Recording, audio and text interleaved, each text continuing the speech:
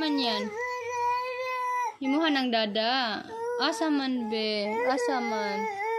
Asa, pakita mo. Nagibasa mo kasi ng water. Gibasa mo kasi ng water ang picture ni dada.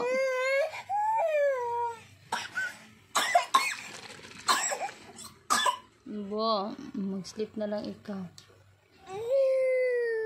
Mag-uwi man yun ngayon si dada. Mag-uwi. Nag-work lang man si dada.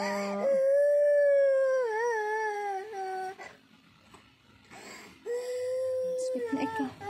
Mag-uwi man ngayon si dada. Mag-uwi. Be, akin na yung picture. Be, akin na yan. Wala na pala picture si dada. Oh, nabasa man kasi. Dali na.